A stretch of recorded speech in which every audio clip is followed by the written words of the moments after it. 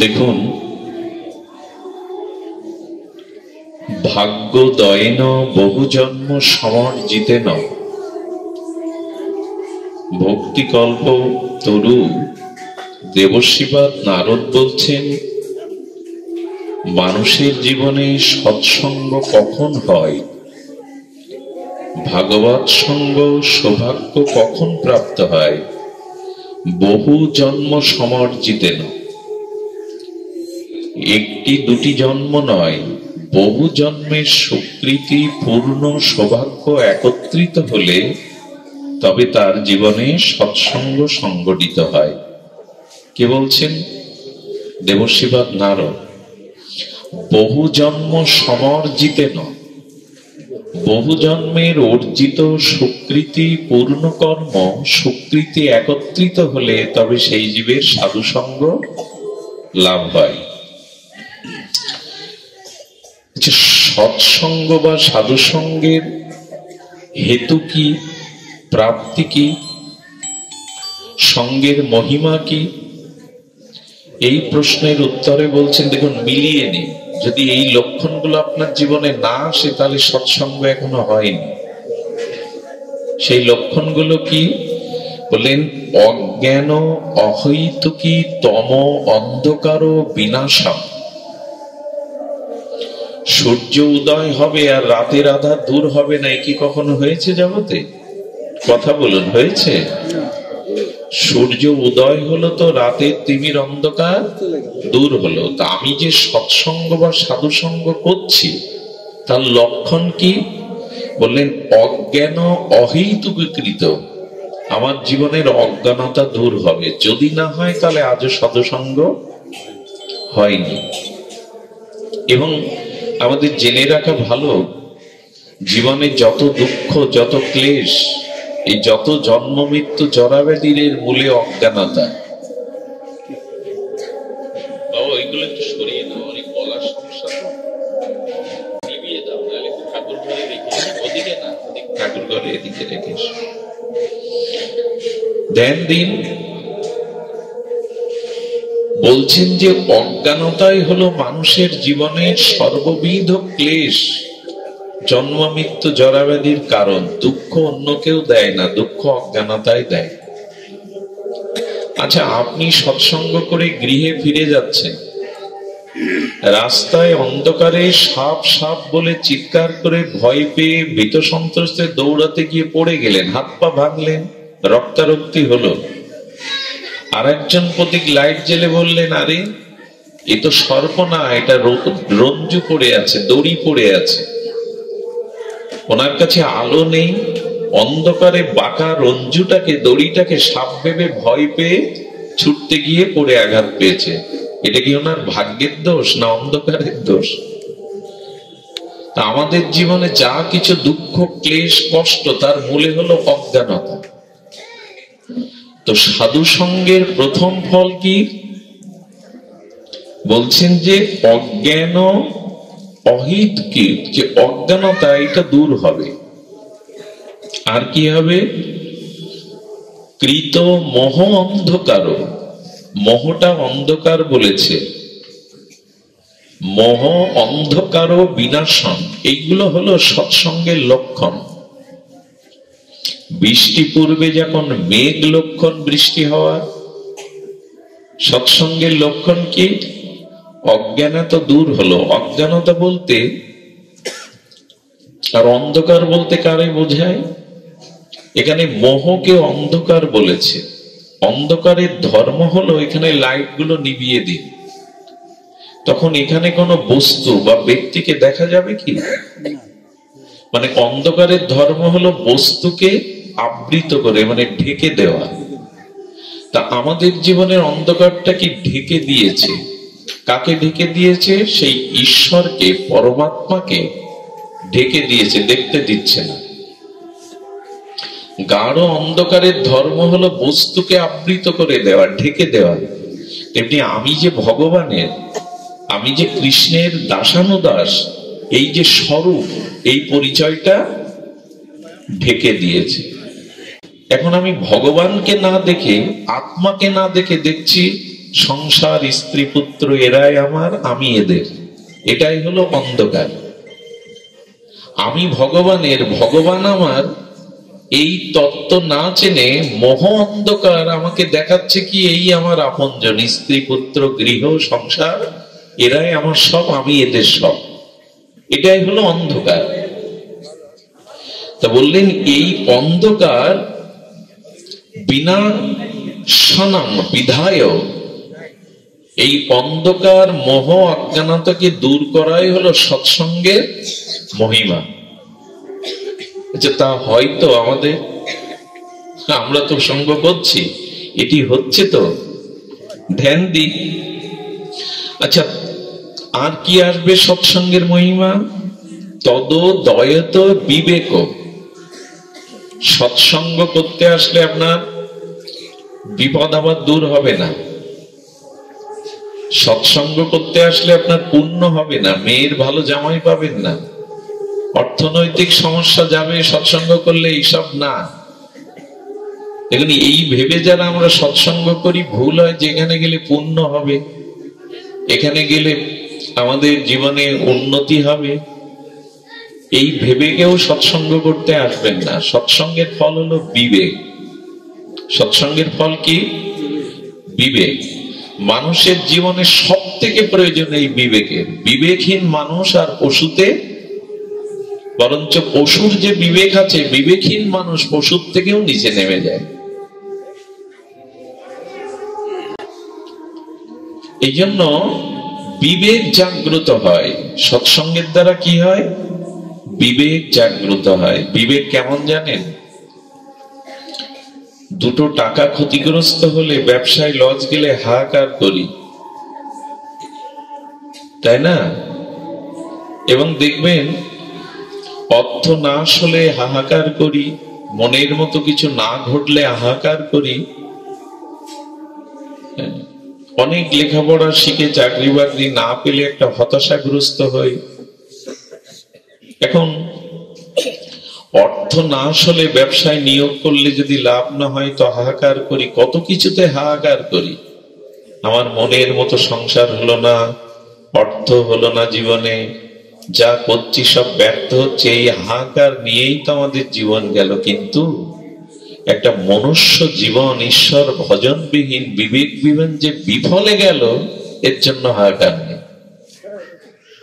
টাকা ক্ষতিগ্রস্ত হলে হাহাকার করছি, সংসারের বিপদ আপদে হাহাকার করছি, কিন্তু পুরো জীবনটাই যে বিফলে গেল, কি জন্য এসেছিলাম, আমার জীবনের সফলতা কি, এই যে পুরো জীবনটা ভজনবিহীন বিফলে গেল কামনা বাসনায়, এর জন্য কোনো হাহাকার নাই।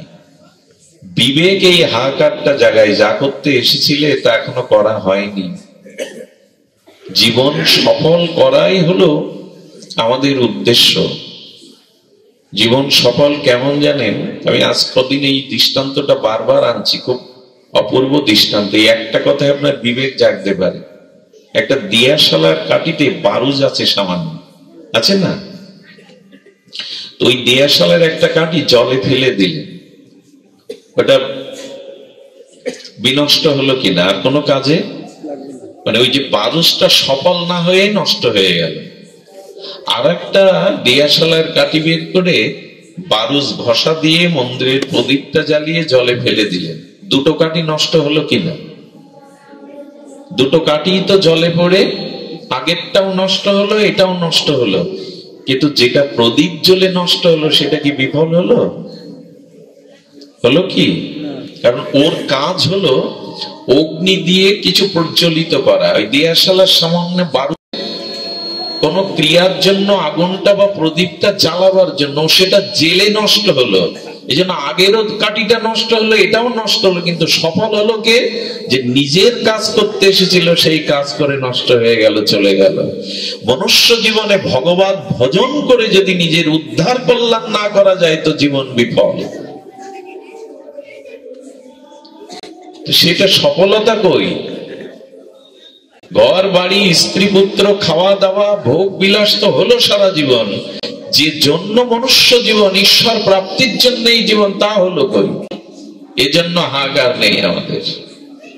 এই জন্য আমাদের কোনো ব্যথা জাগে না যে একটা জন্ম বৃথা চলে গেল, ভজনহীন চলে গেল আজকের দিনটা। এই জন্য বলছেন যে আমাদের বিবেক এটি তো সাধুর সঙ্গে যেতে পারে, মহৎ কৃপাতেই কেবল বিবেক জাগতে পারে, অন্য কিছুতে জাগবে না। এই জন্য সাধু সঙ্গ করে। আরেকটি দৃষ্টান্ত আছে, দাদা তো ওষুধের দোকান, অনেক দামি ইনজেকশন পাওয়া যায় কাঁচের মধ্যে, না মানে কাঁচের টিউবের মধ্যে। এখন ওই কাঁচের টিউবের মধ্যে তো ইনজেকশনের মূল বিষয়টা আপনি সিরিঞ্জ দিয়ে টেনে নিয়ে ওটা ফেলে দিলেন, ভেঙে গেল। কাঁচের মধ্যে যেটা তরল যে ঔষধটা ছিল ওইটা সিরিঞ্জ দিয়ে টেনে নিয়ে ফেলে দিলেন, নষ্ট হয়ে গেল। আর ঔষধ ভরা অবস্থায় পড়ে যদি ভেঙে নষ্ট হয়, দুটোই তো নষ্ট হলো, ভেঙে গেল। কিন্তু একটা ভাঙাতে ক্ষতি নেই, আর একটা ভাঙলে সব চলে গেল। কোনটাই ক্ষতি নেই? যেটা সিরিজ দিয়ে ঔষধটা টেনে নিয়েছে, ওটা এখন ফেলে দিলেও ক্ষতি নেই। তেমনি জীবনে ভগবত ভজন করে যদি ভগবানের প্রেম ভক্তি লাভ করে মরতে তো সবাই হবে, শরীরটা নষ্ট হবে। যদি প্রেম ভক্তি কিঞ্চিত লাভ করে মরতে পারেন তবে আপনি বিফল হলেন না, সফল হয়ে গেলেন। এই জন্য ভজন চাই, সফল হয়ে গেলেন। আমরা করছিটা কি? দিন গেল মিছে কাজে। মিছে কাজ বলছে কেন? বাবা মার সেবা করা, ভাইদের কর্তব্য বিধান করা, ব্যবসা চাকরি করা, কৃষিকাজ করা, সব ব্যর্থ। দিন গেল মিছে কাজে মানে আমরা সারাদিন যাই, উন্নতি রোজগার ব্যবসা চাকরি করেছি, সব ব্যর্থ হয়ে গেল। রাত্রি গেল নিদ্রে। তো বলছেন একরকম এটা ব্যর্থ। একটা শূন্য দিন, আরো শূন্য দিন, সব শূন্য দিন, দেয়াল ভর্তি 100টা শূন্য দিন, ওর কোনো মান হবে? কিন্তু বাম পাশে 1 দিয়ে যদি শূন্য দেন, মান হবে কিনা? ঠিক তেমনি বলছেন এই যে চাকরি বাকরি, কৃষি কাজ, কর্তব্য কর্ম, স্ত্রী পুত্র প্রতিপালন করা, এটা কাজ বটে, তবে যদি ভগবত ভজন না হয়, এক না বসাতে পারো, তো এগুলো একরকম শূন্যই। যে জন্য তুমি এসেছিলে তা হলো না, এমনি শূন্য হয়ে যাবে। ইটের পরে ইট দেন, পাজা হবে, মন্দির হবে না, ঘর হবে না, কারণ সিমেন্ট দিতে হবে। একরকম বৃথা। ইটের পরে ইট দিলে দেয়াল মতো দেখা যায়, মন্দির করা যায়, ভেঙে যাবে, সিমেন্ট দিতে হবে। তো চাকরি বাকরি, কৃষিকাজ, স্ত্রী পুত্র পিতামাতা প্রতিপালন করলেন, গোবিন্দ ভজন করলেন না, নিজের উদ্ধার করলেন না, ওই ইটের পরে ইট দেওয়া, সিমেন্ট নেই, ধসে পড়ে যাবে। এরকম বহু জন্ম জন্মেছেন, এইসব করেছেন। এই জন্য বললেন দিন গেল একরকম, এটা মিছে কাজ। ভজন না হলে এটা একরকম। কাঁথা সেলাই তো মায়েরা ছেড়ে দিয়েছেন, এখন কম্বল উঠেছে। তো কাঁথা সেলাই করতে গিয়ে 1 মাস সারা দিন ওই ফোড় দিয়েছে, সন্ধ্যা এসে তাকে ফোড় কাঁথায় লাগেনি, কারণ সেলাই করে ফোড় তুলতে গেলে পেছনে একটা গিট দিতে হয়, সুতো দিতে হয় কিনা, ওইটা দেয়া হয়নি। এখন আপনি গোবিন্দ ভজন করলেন না, তো আর সব করলেন, একরকম সব বৃথাই গেল।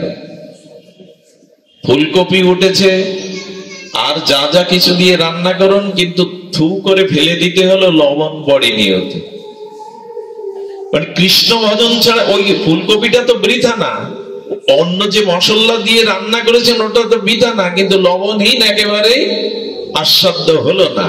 তো কৃষ্ণ ভজন হলো না, তো মানে জীবনে একরকম বৃথায়, ব্যর্থ হয়ে গেল, ব্যথায় ভরা হলো। এই জন্য বলছেন নিজের উদ্ধারের চেষ্টা করাটাই বিবেক, আর এই বিবেক সাধু সঙ্গে ছাড়া জাগবে না। এই জন্য আমাদের উচিত বিবেককে জাগ্রত করার জন্য সাধু সঙ্গ করা। আচ্ছা, ভজনটা আমার জীবনে সাধু সঙ্গ থেকে পেয়েছি কিনা, গুরুদেবের আশীর্বাদে পেয়েছি কিনা, এটা বুঝবার কি উপায়? খুব মন দিয়ে শুনতে হবে, আমার হাতে সময় কম, আমি সার কথাগুলোই বলি। কি করে বুঝতে হবে? আচ্ছা, এই যে তিলক নিয়েছি আমি, আমার মাথায় শিখা আছে, এইটাই কি প্রেম ভক্তির পূর্ণ লক্ষণ? এটা পূর্ণ লক্ষণ না, এটা ধর্মের অঙ্গ, ভজনের অঙ্গ মাত্র, অংশ মাত্র, অংশী না। আমি যে তুলসীর মালা নিয়েছি, দাদা সঙ্গে তিলক নিয়েছি, আমি হরিনাম করছি, এগুলো অঙ্গ বটে, তবে আপনার সাধু সঙ্গ করে ভজন জীবন সার্থক হলো বুঝবেন কি করে? খুব মন দিয়ে শুনুন কথাটি। কি করে বুঝবেন? একটা দৃষ্টান্ত দেই। আপনি মাটি পরিপাটি করে, ক্ষেত্র পরিপাটি করে প্রস্তুত করে শস্য বীজ দিলেন। এখন তো শস্য বীজ বোনার সময় শস্যগুলো খেতে দেখা যাবে? ছড়ানোর পরে কি দেখা যাবে? ক্ষেত দেখা যাবে, মাটি দেখা যাবে, শস্য দেখা যাবে? দূর থেকে দেখা যাবে না। এবার ওতে জল দিন, নির্মল বায়ু দিন, সার দিন। 2 মাস 3 মাস পরে দেখলেন ওগুলো অঙ্কুর হয়ে শস্য গাছ হয়ে হলুদ ফুলে একবার শস্য দানা হয়ে ক্ষেত ভরে গেছে। তখন কি দেখা যাবে জানেন? তখন ক্ষেত দেখা যাবে না, সরিষা দেখা যাবে। ক্ষেত দেখা যায়? ভরে গেছে ধান বা শস্যই। ক্ষেত কোথায় লোকালো? ক্ষেত আছে, কিন্তু ক্ষেত আর যে যখন বীজ বুনেছিলেন তখন কি দেখা যাচ্ছিল? বীজ দেখা যাচ্ছিল, বৃক্ষ দেখা যাচ্ছিল। তা সাধু সঙ্গ করে জীবন সফলের মহিমা হলো, আপনি যখন গুরুদেবের আশ্রয় নিলেন, হরিনাম পেলেন, তখন ওই জল সিঞ্চন করা, ওই সারাদি দেওয়া, নির্মল বাতাস দেওয়া, মানে আপনি ভজন সাধন করতে করতে যখন আপনার জীবনে ক্ষেত দেখা যাবে না, ফসল দেখা যাবে, তখনই তো কৃষকের সফলতা, তখনই তো ফসলের সফলতা। তা আপনার জীবনে ভজনের পরিপূর্ণতা তখন, যখন আপনি সবকিছুর মধ্যে সংসার না দেখে ভগবানকে দেখতে থাকবেন। ফসল দেখা যাচ্ছে, ক্ষেত দেখা যাচ্ছে না, তো আপনি সবকিছুর মধ্যে ভগবানকে দেখতে শুরু করছেন। পিতার মধ্যে ভগবান, মায়ের মধ্যে ভগবান, সকলের মধ্যে ভগবান, আর সবার মধ্যেই ভগবানের এই উপলব্ধি, এটাই হলো ভজনের পরিপূর্ণতা। মালা তিলক অংশ, এগুলো অংশ, পরিপূর্ণ না। পরিপূর্ণ সেদিন যেদিন ভগবানকে আপনি সকলের মধ্যে দেখতে পাবেন। এটা দেখা হয় তো? পিতার মধ্যে, মায়ের মধ্যে হয় বলাটা মুখের কথা না, অত সহজ না। কিরকম জানেন দৃষ্টান্ত? নামদেব একাদশীর পর দিন দ্বাদশীতে পালন করতে যাবে, রুটি বের করেছে, আর মাখনের কটু দিয়ে রুটিতে লাগিয়ে একটু তুলসী দিয়ে নিবেদন করে পালন সারবে। কুকুর এসে রুটি নিয়ে দৌড়। আরে প্রভু দাঁড়ান, প্রভু দাঁড়ান, মাখনটা তো লাগাতে দিন, মাখন ছাড়া পাবেন কি করে? মাখনটা তো লাগা দিন। দৌড়াতে দৌড়াতে দৌড়াতে 2-3 কিলোমিটার যাওয়ার পরে কুকুরের মধ্যেই চতুর্ভুজ নারায়ণ প্রকট হয়ে গেছে। আরে তোমার তো সর্বজীবের মধ্যে ঈশ্বর দর্শন এসে গেছে, তোমার সাধনা সফল। এই জন্য আমাদের উচিত হবে যে সকলের মধ্যে ঈশ্বরকে দেখা। আরেকটি জিনিস বলি, এই সংসারে থেকেই আপনার ভগবত ভক্তি হবে, কোথাও যেতে হবে না। কিছু মনে করবেন না, দেবর্ষী নারদ বলেছিলেন কলিযুগে একরকম সব ঝড়ের কবলে তছনছ হয়ে গেছে। এখানে ভগবত পাওয়ার জন্য, প্রেম ভক্তি লাভের জন্য আপনার গৃহ ছেড়ে কোথাও যেতে হবে না। তবে প্রেম ভক্তি নিয়েই সংসার করুন। সেটা কেমন? খুব মূল্যবান কথা হলো যে সংসারের থেকে তখনই হবে, আমি আগেই বলছিলাম, সাধু সঙ্গ করলাম, বিবেক জাগলো কিনা বোঝা যাবে কি করে? এর উপলব্ধির বিষয়টা হলো যে সংসারে থেকেও ভগবত কৃপা হবে, প্রেম ভক্তি, নিজের আত্মকল্যাণ হবে, উদ্ধার হবে। তবে সেটি কেমন? ধ্যান দিয়ে শুনুন। সেটি হলো, এখানে যারা হিন্দু সনাতনী নরনারী আছেন, প্রত্যেকেরই একটা কুড়ে ঘর থেকে অট্টালিকা কিছু না কিছু আছে তো। নিরাশ্রয় তো আমরা কেউ নই। সেই কুড়ে ঘরে বা প্রাসাদে দেব দেবী বা ইষ্ট একটা না দুটো বিগ্রহ, পট, ছবি রূপে আছে তো, যাকে আমরা, এর মধ্যে কি একজন আছেন যার গৃহে কোনো দেব দেবী, ইষ্ট, মহাপ্রভু, ভগবানের কোনো পট, বিগ্রহ, ছবি কিছুই নেই? কেউ নেই এর মধ্যে। সকল হিন্দুর, সকল সনাতনীর ঘরে তার ইষ্ট, তার দেবতা সবই কিছু আছে। এখানে যদি বলি হাত তুলুন, কার কার গৃহে দেব দেবী, ঠাকুর, দেবতা আছেন, সবাই হাত তুলবেন, একজনও বাদ যাবে না। কিন্তু যদি বলি সেই ঠাকুর পাথর না, ছবি না, ইট সেখানে দারু না, সেই ঠাকুর বিগ্রহতে আর ভগবানে কোনো পার্থক্য। প্রতিমা ন তুমি সাক্ষাৎ ব্রজেন্দ্র নন্দন। তো সবার ঘরে ঠাকুর আছে, ধূপ ধুনো দেই, ঈশ্বর মনে করে আসন পেতে কুড়ে ঘর ও কট্টালিকাও রেখেছি। এখন বলুন তো, আপনি যা 3 বেলা আহার করেন সেটা কি ভগবানকে দেন? এখন যদি বলি একটু রান্না করে ভগবানকে ভোগ লাগিয়ে কজন পান? সবার ঘরে ঠাকুর আছে, তো সবাই হাত তুলবে। এখন যদি বলি কজন নিবেদন করে ভগবানকে দিয়ে পান, এর মধ্যে 10 জন লোক হাত তুলতে কুণ্ঠিত বোধ করবে। কিসের ভজন, কিসের ভগবত উপাসনা? জল তুলসী দেই, আপনি জল তুলসী খেয়ে বেঁচে থাকুন 2 বছর, আপনাকে কে যোগাচ্ছেন এই অন্ন খাদ্য জল? গীতা একটা শব্দ আছে, গতির ভর্তা প্রভু সাক্ষী নিবাস সারানাং শরীদ প্রভাব প্রলয়ন স্থানাং নিধানানাম বিজমব্যয়ম। তিনি আপনাকে খাওয়াচ্ছেন, পড়াচ্ছেন। একবার গোবিন্দ সত্যভামা দেখি বলছেন, সমস্ত জীবকে আহার দিয়ে তবে আমি আহার করি। গোবিন্দ বলছেন, সত্যভামা বলছে একটা পরীক্ষা করা দরকার, তুমি সবাইকে আহার করিয়ে তবে আহার করো। উনি করেছেন কি, সিঁদুরের একটা কৌটার মধ্যে একটা পিপিলিকা ভরে রেখেছে, দেখি একে কি করে খাদ্য দিয়ে তবে তুমি পাও। ভগবান যখন সেবা করতে বলছেন, প্রভু আপনার এই কথা তো আমি বিশ্বাস করতে পারলাম না যে সব জীবকে আহার দিয়ে আপনি আহার পান। এই দেখুন, এই কৌটোর মধ্যে একটা পিপিলিকা দুপুরে ভরে রেখেছিলাম, ওর খাদ্য আপনি জোগাড় নিয়ে আসেন। গোবিন্দ হেসে বললেন, কৌটাটা খোলো। খোলার পরে দেখলো যে পিঁপড়েটা যখন সত্যভামা দেবী ভরেছে, তখন গোবিন্দ ওনার মাথার উপর থেকে একটা খুদের দানা ওর মধ্যে ফেলে দিয়েছে, ওটা আর চোখে আসেনি। ওটাইও খাচ্ছে, দেখো। তো যিনি আপনার ভরণ পোষণ পালন 10 মাস 10 দিন মার গর্ভে কে খাইয়েছিল? ওখানে আপনাকে, ওখানে আপনি মুখ দিয়ে খাননি।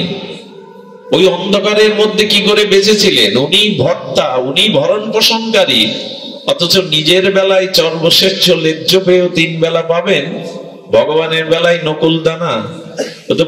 ও খাই কারা? ওই যে চিনি দেয় খায় তেলা পোকা, খাই পিঁপড়ে।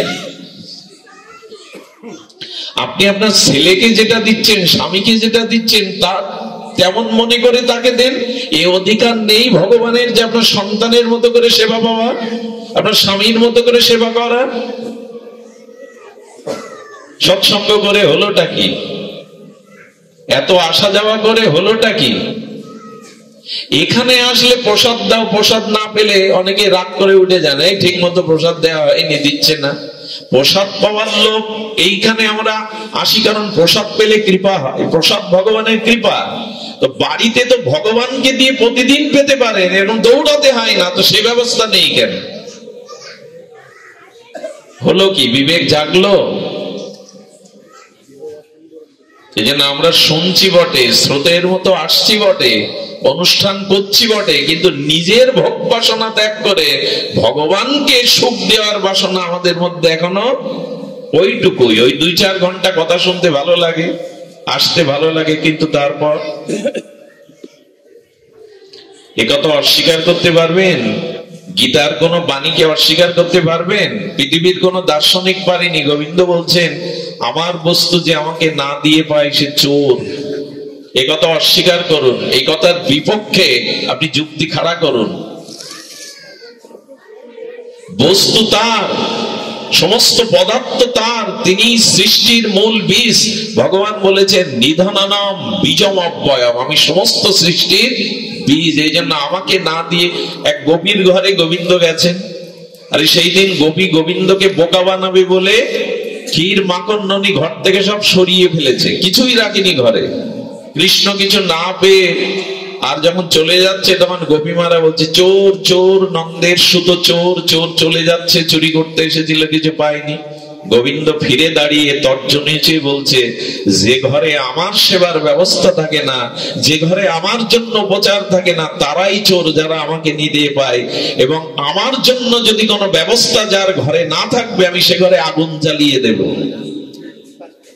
আগুন জ্বালাবে, তুমি বলে হ্যাঁ বাইরের আগুন না, ও পুড়ে গেলে তো আবার ঘর বাঁধতে পারবে। অশান্তির আগুনে সংসার জ্বালাবো যেখানে আমার সেবা নেই, আমার সুখের কোনো ব্যবস্থা নেই। পৃথিবীতে অকৃতজ্ঞের থেকে বড় অধর্ম আর সব থেকে বড় বিশ্বাসঘাতকতা কি জানেন? বলি তবে এটা ছাগল তো আমাদের অনেকেই পোষে না। শাক শিশু জন্মালে ছোটবেলায় খুব ভালো লাগে, কোলে নিতে ভালো লাগে, হাত বুলাতে ভালো লাগে। তো শাক শিশু আপনার বাড়ি হয়েছে, একটা প্রসব হয়েছে, 2-4টে, আপনি কোলে তুলে নেন, ওকে আদর করেন, মেঘ ডাকলে ও দৌড়ে আপনার কোলে আসে, ঘরের মধ্যে গিয়ে আপনার বিছানায় ওঠে। আর যখন বাইরে ভয় পায় না, তখন দৌড়ে আপনার কাছে, আপনি কোলে তুলে নে, হাত বুলানো, মনে করে এর থেকে বড় নিরাপদ আশ্রয় আমার আর, এই আমার প্রতিপালক, এ আমাকে খেতে দিয়েছে, আশ্রয় দিয়েছে, এ আমাকে প্রতিপালন করে, আমি এর কাছে নিরাপদ। কিন্তু ওর জানা নেই এর কাছেও নিরাপদ নয়। মেয়ের বিয়েতে আত্মীয় স্বজন এলো, ওকে হাতে করে কেটে খেতে দেয়, নিজেও খায়, এরে বলে বিশ্বাসঘাতক। বিশ্বাস জাগিয়ে যে বিশ্বাস ভঙ্গ করে, এরই নাম বিশ্বাসঘাতকতা। ঠিক তেমনি ভগবান বিশ্বাস করে আমাকে মনুষ্য জন্ম দিয়েছিলেন যে আমার ভজন করবে, আমার আরাধনা করবে, উদ্ধার হয়ে আমার কাছে ফিরে আসবে। আমি বিশ্বাসঘাতকতা করছি ভগবানের সাথে। এই দেহটা, এই বিবেকটা দিয়েছিল নিজের উদ্ধার, নিজের কল্যাণ ভজন করবার জন্য, না করে সংসারের কামনা বাসনা ভোগ করে যাচ্ছি। বিশ্বাস জাগিয়ে আমাকে পাঠালেন, আর আমি সেই বিশ্বাসঘাতকতা করছি। বিশ্বাসঘাতকতা আর কতকাল, আর কত জন্ম? এই জন্য আপনাদের কাছে নিবেদন করি, চেষ্টা করুন, বিবেক জাগান। ও আজান হচ্ছে না, ঠিক আছে, আস্তে আস্তে বিবেকটা জাগান, বিবেক জাগিয়ে ভজন করুন। ভজনের এই হলো সময়। ভজন না করলে বক্স থাকলে বক্স দিয়ে দাও, বাইরে যাতে সাউন্ড না যায়।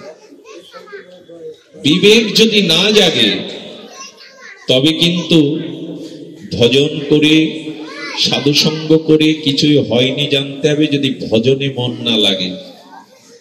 ভগবান সুখ তাৎপর্যে যদি নিজের মন প্রাণ দেহকে শোভে না দিতে পারেন, জানবেন আজ পর্যন্ত কিছু হয়নি, কোলাহল হয়েছে, আসা যাওয়া হয়েছে। সুধীবৃন্দ, এই জন্য যত দ্রুত পারা যায় সিদ্ধান্ত নিন, আজ এখনই সিদ্ধান্ত নিন। বাকি জীবনের সময়টুকু আর আবিলতায়, অলসতায় না কাটিয়ে নিজের উদ্ধারের জন্য ভজনে কাটানো উচিত। সুধীবৃন্দ, সংসারী মানুষ স্বভাবত বিষয় সুখে আসক্ত। এটা বলছেন ধর্ম সাধনের উদ্দেশ্য আমাদের হওয়া উচিত। এই জন্য গোবিন্দ বলছেন আর কিছু প্রয়োজন নেই, তোমরা এক কাজ করো, সংসারের পরিবারের একজন করে নাও। আমার পুত্রটাকে, স্ত্রীটাকে, কন্যাটাকে যেরকম তুমি দায়িত্ব নিয়ে তার সুখ, তার লেখাপড়া, তার পোশাক আশাক, তার প্রতি স্নেহ মমতা দিচ্ছ, আমাকে ওরকম একটা জায়গায় বসাও।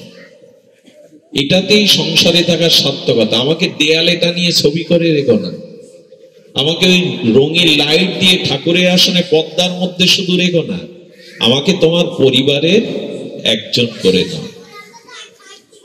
ওদের জন্য তুমি যতটুকু করো, আমার জন্য ততটুকুই করো, বেশি চাইছি না আমি। এতটুকু তো তার চাওয়ার অধিকার থাকতে পারে, দিয়েই কি তাকে এই ভালোবাসাটুকু, এই দায়িত্ববোধটুকু আমি নিয়েছি। সুধীবৃন্দ, তবে শুনুন, ভগবানকে নিজের করে নেওয়ার ন্যায় আর ধর্ম নাই। আমি বহুবার বলেছি, তবু আর একবার বলি। আমাদের বর্ষনাতে এক গরিব কৃষক ছিলেন। এই যে কৃষক সারাদিন দিন মজুর খেটে বর্ষনার মন্দিরে সন্ধ্যায় আরতি দেখতে যেতেন। ওইখানে একদিন শুনেছেন সাধুদের সেবা না করলে, মহতের সেবা না করলে রাধারানীর কৃপা, ভগবত কৃপা হয় না। আর এটা সত্য কথা। নিজের দেহ গুরু বৈষ্ণবের সেবায় ক্ষয় না করলে আপনার বিবেক হবে না, আপনি সিদ্ধান্ত নিতে পারবেন না ভজনে। এর আগে একটা কথা বলি, সাধুগুরু বাড়ি আসলে প্রণাম করার পরে আমরা অনেকেই বলি, বাবা মাথায় হাত রেখে আশীর্বাদ করুন, বলি কি না?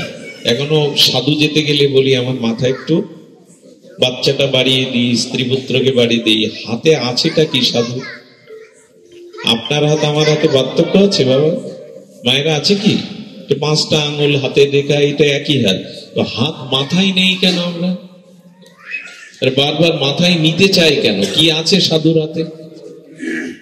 একটু বলি, হাতে অনেক কিছু আছে।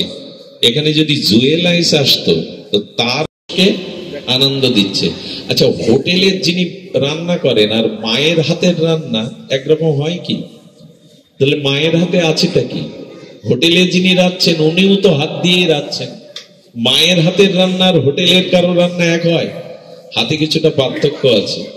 যে যাকে খুব ভালোবাসে সে যদি তার মাথায় হাত দেয় না, তো মনে হয় সমস্ত শরীরটা শীতল হয়ে গেল, একটু সান্ত্বনা পায়। অন্য কেউ হাত দিলে আপনার মাথায় অপমান বোধ করবেন। বাজার ঘাটে যান, কেউ আপনার মাথায় হাত দিল, কি বলবেন? অপমান বোধ করবেন। হাতে অনেক কিছু আছে, কেমন জানে? এই বাচ্চাগুলোকে সরিয়ে দিন না, ওদেরকে সরিয়ে দিন। হাতে কি আছে জানেন? বলরাম বসুর বাড়ি পরম পুরুষ রামকৃষ্ণ পরমহংস, উনি ভজন করছেন, গান গাচ্ছেন, তখন নরেন দত্ত যাচ্ছে, তখন বিবেকানন্দ হননি। এই নরেন দত্ত খুব তার্কিক ছিলেন, কোনো কিছু পরীক্ষা ছাড়া বিশ্বাস করতেন না। যুক্তিতে না এলে, পরীক্ষা না করে কোনো কিছু বিশ্বাস করতেন না। আইনের ছাত্র তিনি। ঠাকুরের ওই ভাব দশা সমাধি থেকে বলছে, তুমি ভগবান দেখেছো? ঠাকুর বুঝলেন ওকে দেখেই বুঝে ফেলেছেন, ওদের দূরদৃষ্টি আছে তো, সাধু আপনাকে দেখেই বুঝতে পারে, আপনার ভেতরটা পড়ে ফেলতে পারে। বললেন যেন তেন নয়, একেই তো খুঁজছি। উনি তখন বুদ্ধি করে বললেন, বুদ্ধি করে কেন, সত্যিই বললেন, দেখেছি তোকে যেমন দেখছি ঠাকুরকে দেখেছি।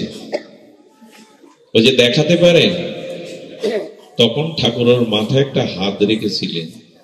3 দিন এই নরেন দত্তর ভাব কাটেনি, সমাধি কাটেনি, ভাবের ঘরে ছিলেন 3 দিন।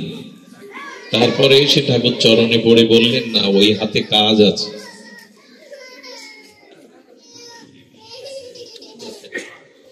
ওই হাতে কাজ আছে, বাইরে নিয়ে যাও মা, বাইরে নিয়ে যাও। ওই হাতে সমাধি 3 দিন তার আবেশ থেকে গেল। আমি বলছি কি, সাধুগুরু বৈষ্ণবের হাতে কিছু একটা ক্রিয়া আছে, শক্তিটা আপনার উপরে সঞ্চারিত করতে পারে। যখন মায়ের হাতের রান্না আর হোটেলের একজনের রান্না এক হয় না, ওই হাতের পার্থক্য আছে। মা যখন রান্না করে সন্তান স্বামীর জন্য, ওর মধ্যে মমতা, শুদ্ধতা, এগুলি কাজ করায়। আর ও তো ব্যবসার জন্য করছে, এই জন্য দুটো স্বাদ, দুটো ক্রিয়া এক হয় না। শুধু এই জন্য নিবেদন করছি, সাধুগুরুর আশীর্বাদ চাই, না হলে কিছুই হবে না। ওই যে হাত রাখে না, ওটা অনেক, ওই যে মা হাত রেখে খোকার মাথায় বলে, বেঁচে থাক বাবা, অনেক বড় আশীর্বাদ। কোন শত্রু আছে যে আপনার ক্ষতি করবে যদি ওই আশীর্বাদ মা দিয়ে দেয়? এই জন্য মাথায় হাত আমাদের আজকাল নাই, কারণ হাত নেওয়ার জন্য মাথা নিচু আমরা আজকাল প্রায় করি না। মাথা উঁচু করে চলি তো হাত দেবে কি? মাথা আমাদের এখন নিচু হয় না। এখন মাথা নিচু হলেই তো হাতটা দেবে। সুধীবৃন্দ বর্ষণার বাবা বৈষ্ণবদের সেবা করতেন, সাধুদের ব্যাগ বয়ে দিতেন, জুতোটা গুছিয়ে রাখতেন। আমি দেখেছি এর মধ্যে এমন একজন আছে, আমি নাম বলবো না, অনেক ধনী, অনেক মানি, কিন্তু আমরা যখন আছি দেখে বাবা চলে যাবে, জুতোটা খুঁজে পাবে না, আলাদা করে রেখে দেয়। কখনো মাথায় করে, হাতে করে বাইরে নিয়ে, খুঁজছি কোথায়, সেখানে নিয়ে উপস্থাপন করে। এগুলো হলো সেবা। গুরুদেবের আশ্রমে উৎসব আপনি গেছেন, গুরুদেবের মাথায় ছাতা ধরতে পারলে, গুরুদেবের হাত ধরে নিয়ে যেতে পারলে, মালাটা পরাতে পারলে, মনে করি সবাই জানুক আমি গুরুদেবের খুব নিকটের একজন, তার খুব প্রিয় ভাজন। এইগুলো সেবা না। প্রকৃত সেবা কি জানেন? গুরুদেবের বাথরুম গুলো, ল্যাট্রিন গুলো আবর্জনায় ভরে গেছে, ড্রেন গুলো জল সচ্ছে না, ওই সেবাগুলো করাই হলো প্রকৃত কৃপা পাওয়ার সেবা। প্লেট দিতে সবার ইচ্ছা হয়, জলের গ্লাস দিতে ইচ্ছা হয়, কিন্তু এটা পাতাগুলো ফেলার লোক শেষে, ওই সেবাটাই হলো বড় সেবা। ওই সেবাটার মধ্যে কৃপা হয়। আমরা সামনে গিয়ে দাঁড়াতে পারলে বেঁচে যায়, কিন্তু না। এই জন্য উনি জুতোগুলো ধুয়ে দিতেন, পরিষ্কার করে দিতেন, সাধুদের ব্যাগগুলো বয়ে দিতেন। এক বাবা বলছেন আমি কাল নন্দগ্রামে যাব, গোকুলে যাব, আমার ব্যাগটা, আমার তো হাঁপানির সমস্যা, ব্যাগটা একটু বয়ে দেবে বাবা। একদিন দিন মজুর না খাটলে তার সংসারে হাড়ি জ্বলে না, আনন্দে বলল আপনার এইটুকু সেবা করতে পারলে আমি ধন্য মনে করব। ভোরবেলা এলো, বোঝাটা মাথায় নিল, সাধু বাবা চলছে। নন্দগ্রামে আসতে 1-1.5 ঘন্টা 2 ঘন্টা পায়ে লাগতে পারে। বেলা 11টা বেজে গেল। কেন জানেন? ওই যে হাঁপানির সমস্যা, তো অ্যাজমা। সাধু কিছুক্ষণ বসেন, আবার একটু বিশ্রাম নিয়ে চলেন। 11টায় না খেয়ে না দিয়ে মাথায় বোঝা নিয়ে এসে বলছে, বাবা আশীর্বাদ করুন আমি ফিরে যাই। এই কাঠফাটা রোদ্রে বোঝা বয়ে আনলে, সেই ভোর থেকে 11টা পর্যন্ত একটু প্রসাদ নিয়ে যাও নন্দ লয়ে। এসছেন বর্ষণা থেকে নন্দগ্রাম। বর্ষণা হলো রাধারানীর বাপের বাড়ি, আর নন্দগ্রাম হলো ওটা কৃষ্ণের বাড়ি, একরকম রাধারানীর শ্বশুর বাড়ি। তো উনি তখন বলছেন, আপনাদের এখনো মনে করিয়ে দিই, উত্তরপ্রদেশে বৃন্দাবনে বিয়ের পরে যদি মেয়ের বাবা মেয়ের বাড়ি প্রথম যায়, তবে 1 গ্লাস জলও খায় না। এখনো ওই নিয়ম। প্রথমবার গেলে মেয়ের পিতা ওই বাড়ি কিছু পাবে না। তো বলছেন, রাধারানী আমার মেয়ে, তার শ্বশুরালয়ে এসছে, এখানে আমি কিছু পাবো বাবা না। বাবার চোখে তখন জল এসে গেছে। 5000 বছর আগে লীলা, 5000 বছর পরে এই গরিব কৃষক, শাস্ত্র জানে না, পণ্ডিত না, তবু কত শ্রদ্ধা। দেখো, রাধারানী মেয়ে, এই জন্য কিছু পাবে না। বললো, বাবা কিছু পাও? বললেন, না আমি পাবো না। ওই কাঠফাটা রৌদ্রে আসতে আসতে নন্দগ্রামের মধ্যে শেষ সীমায় এসে পড়ে গেছে অজ্ঞান। কৃষ্ণ তখন বললেন, রাধাকে মেয়ে মনে করে, আর আমার গ্রামে এসে না খেয়ে মানুষটা পড়ে রয়েছে ধুলায়। গোবিন্দ তখন রাখাল বেশ ধরে একতলা প্রসাদ নিয়ে গিয়ে চোখে জল ছিটিয়ে বলছে, আপনি উঠুন, এই দেখুন আপনার জন্য আমি একটু প্রসাদ এনেছি, পেয়ে যান। বললো, আমি তো এখানে পাবো না, এটা নন্দগ্রামের মধ্যে, এখানে আমি আমার মেয়ের শ্বশুরালয়, এখানে কিছু পাবো না। সুধীবৃন্দ উনি পেলেন না। উঠতে গিয়ে আবার ওখানে পড়ে মূর্ছিত হয়ে গেলেন। গোবিন্দ গিয়ে তখন বললেন, ও তোমাকে মেয়ে মনে করে, তোমার বাবা পড়ে রয়েছে ধুলায়, আমাদের হাতে নন্দগ্রামে কিছু নেবে না। এই দেখুন, এখানে 1000 বছর আগের ঘটনা না, 200-300 বছর আগে ঘটনা, এই কলিযুগেরই ঘটনা, মাত্র 200-300 বছর আগে। ওখানে গিয়ে তখন কি করেছেন, রাধারানী ওনার মেয়ের রূপ ধরে এসেছে। রাধারানী যদি কারো স্পর্শ করে, তার আর অজ্ঞানতা থাকে? মোর্চা ভেঙে বলছে, তুই এখানে মা? বলে, কে আমাকে সংবাদ দিল বাবা তুমি পড়ে আছো, সকালে কিছু পাওনি জলও, আমি তোমার জন্য প্রসাদ এনেছি। প্রসাদটা বাবা পেতে যাবে, বললো, না বাবা তুমি অসুস্থ, আমি তোমাকে পাইয়ে দিই। রাধারানী নিজে হাতে প্রসাদ পাওয়ালেন। বারবার চোখে জল আসছে, মা আমি তো মা হাত, তুই আমার মায়ের মতোই, প্রতিদিন তো তুই রান্না করে পাওয়াস, এমন তো কখনো লাগে না আমার, এমন হচ্ছে কেন? তোর প্রসাদে এত স্বাদ তো আমি কখনো পাইনি। আসলে তো মেয়ের রূপ ধরে রাধারানী এসেছে, মেয়ের পরিচয় দিচ্ছে যে আমি মেয়ের শ্বশুর। 5000 বছর আগে লীলাটা তার এখনো বিশ্বাস ধরে রেখেছে। মা এত এত এত প্রসাদ, আস্বাদ্য প্রসাদ তো কখনো পাওয়াসনি। বলো, আজ হয়তো ঠাকুরের নাম করে রান তুমি পেয়ে নাও তো। হাতে করে পাইয়ে, হাত মুছে দিয়ে, মুখটা প্রক্ষালন করে ধুয়ে দিয়ে বললেন, বাবা তুমি আস্তে আস্তে এসো, ঘরে কাজ আছে, আমি যাই। বাড়ি ওই প্রসাদ পেয়ে না চোখে জল আসছে। রাধারানীর হাতের প্রসাদ, যার চরণ মাথায় নিয়ে গোবিন্দ কাঁদে, দেহি পদপল্লব মোহধারা।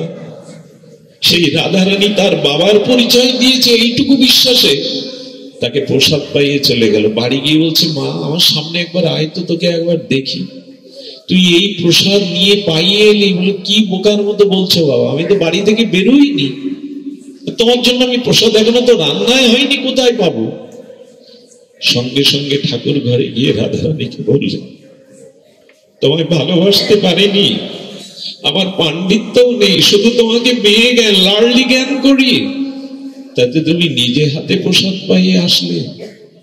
এরকম একটু বোধ করুন না, ভগবান আমার পরিবারের একজন, আমার সন্তান রাধারানী আমার কন্যা, এদের প্রতি যে ব্যবহার করেন, এদের প্রতি যে দায়িত্ব নেন, ওইটুকু ভালোবাসা ভগবানকে দিন না। তাতেই জীবন সফল হবে, তাতেই গৃহে থেকেই ভক্তি পাওয়া যাবে। সুধীজন, আমাদের অসীম দা, এই ছেলেটাকে হৃদয়ে অনেক বেশি ভালোবাসি। ভালোবাসি এই জন্য বছরের শেষে একটা প্রতীক্ষা করে আপনাদের পায়ের ধুলা। সংসারের যে গৃহে বছরান্তে একদিন সাধুগুরু সেবা, একটু হরিকথা হরিনাম হয় না, জানবেন ওটা শ্মশান, ওটা শ্মশান ভূমি। এই জন্য সামর্থ্য অনুযায়ী 2-5 জন বৈষ্ণবকে দিলেও প্রতি বছর গৃহে একটু তাদের হরিনাম হরিকথা এগুলো দেওয়া উচিত। গৃহীর ধর্ম হলো বৈষ্ণব সেবা, কৃষ্ণ সেবা ভালো করে দিতে পারুন আর না পারুন, কারণ বৈষ্ণব সেবার মধ্যে দিয়ে 2 সেবা হয়ে যায়, ভক্ত ভগবানের সেবা একই সাথে হয়ে যায়। ভগবান বললেন কোন বৈষ্ণবকে 1 মুঠো দিলে আমি তার জিউ ভাই বসে আস্বাদন করি। এই জন্য সাধুগুরু বৈষ্ণব হরি সেবা ভগবত সেবা এটা গৃহীদের কর্তব্য। সেই কর্তব্যটা অসীমদা পালন করেন। আমি তার চরণে আজ একটা অপরাধও করে বসছি, যেন নিজগণে ক্ষমা করেন। একটা দিন নির্ধারিত ছিল, আমি রাত দিন ছুটছি জানেন, কাল রাত 4টেই বাড়ি ফিরেছি। আবার সারা দিন ব্যবসা বাণিজ্য করে এখন ছুটতে হবে কোথায় জানেন, রাজোর, কোথায় মাদারীপুর রাজোর। অনুষ্ঠান ধরতে পারবো না, একটু করতে পারিনি। তবু ক্ষমাময় হৃদয় তার, ক্ষমা গুণ না থাকলে সে কিসের মানুষ। বলেছিলাম দাদা আপনার সম্মান রক্ষার্থে আমি একটু অগ্রে যাব, সেই সুযোগটা তিনি করে দিয়েছেন, আপনারাও এসেছেন। এরপরে আমাদের সুজিত দাদাজি মহারাজ আছেন সর্ব অগ্রগণ্য প্রণম্য পূজ্য খড়িঞ্চি রাধা মাধব সেবাশ্রমের অন্যতম আচার্য আমাদের দাদাজি মহারাজের গুরুপাদ পদ্ম ছিল নারায়ণোত্তম গোস্বামী, অমীয় তার ভাগবত, অমীয় তার হরিকথা। আপনাদের তাদের ভাগবত শ্রবণ কীর্তন করবেন, প্রসাদাদি নিয়ে দাদাজিকে আশীর্বাদ করবেন। সংসারে থেকে এমনি করে যেন আপনাদের চরণ ধুলি পায়, আপনাদের পূর্ণ আশীর্বাদ যেন তার পরিবারের সকলকে ইষ্টমুখী করে, ভগবতমুখী করে। শুভ সময়টা যে কখন চলে যায়, প্রায় 1 ঘন্টা পার চলে গেছে, কখন আমিও বুঝতে পারিনি। ভালো সময়টা এমনি করে চলে যায়। শেষে একটা কথা হাত জোর করে জানিয়ে যায়, বায়ু গন্ধ বিনা, বাতাস কখনো গন্ধ ছাড়া থাকে না, সে সুগন্ধ বা দুর্গন্ধ হোক। বায়ু গন্ধ বিনা, গন্ধ কুসুম বিনা, ফুল ছাড়া কোনো সুগন্ধ পাওয়া যায় না। বায়ু গন্ধ বিনা, গন্ধ কুসুম বিনা, কুসুম ভ্রমর বিনা, ভ্রমর রাগ বিনা, রাগ ভাব বিনা, ভাব হরি বিনা, আর মনুষ্য জন্ম বিফল হরি কথা হরি নাম বিনা। আজ থেকে সংকল্প নিন যাতে ভগবানের নাম এবং হরি কথাকেই আমরা জীবনে ব্রতী করতে পারি। এখন একটু নাম হবে হরিনাম, এরপরে আমাদের সুজিত দা